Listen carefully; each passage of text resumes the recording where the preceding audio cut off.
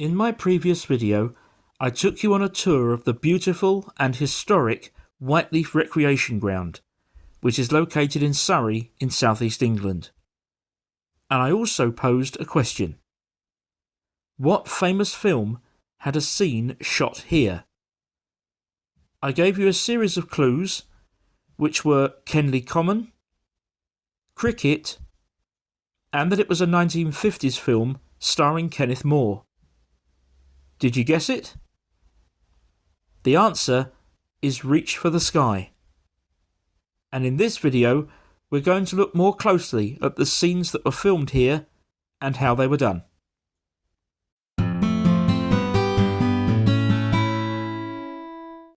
Reach for the Sky, released in 1956, told the true story of Douglas Bader, who achieved enormous success as a fighter pilot with the R.A.F. during World War II, despite having lost both his legs in a flying accident before the war.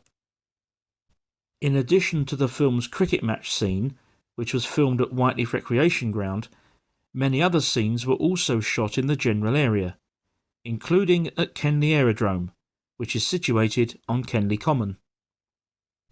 In my previous video, I mentioned that there used to be two identical wooden pavilions in Whiteleaf Recreation Ground that were built in around the 1930s.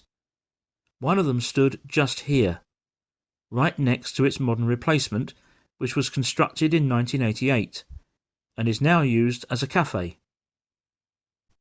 This photograph was taken in the summer of 1991 and shows the pavilion during the final stages of its demolition. This structure actually appeared in the film, as we shall see shortly. If we zoom in, please take note of the central doorway, which is partially boarded up here, and the white Y-shaped supports on the edge of the veranda. These features will be important a bit later. The cricket match scene in Reach for the Sky is meant to be from the late 1920s or very early 1930s, before Douglas Bader had his accident. This still image shows the cricketers coming back towards the pavilion at the end of the match, but I wanted to show it first to give a comparison with regard to the scenery. Note in particular the wooded hillside in the background. This is the same general scene today.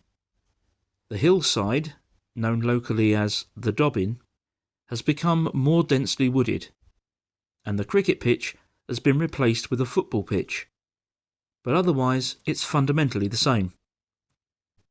In the next two images, we see Douglas Bader, played by Kenneth More, taking the strike here before making his run. As he approaches the wicket, we get an excellent view of Kenley Common, here, and it's on the top of this hillside that Kenley Aerodrome sits to this day. In this modern image, taken on slightly higher ground at the foot of the Dobbin, you can again see the hillside of Kenley Common, and that it's hardly changed.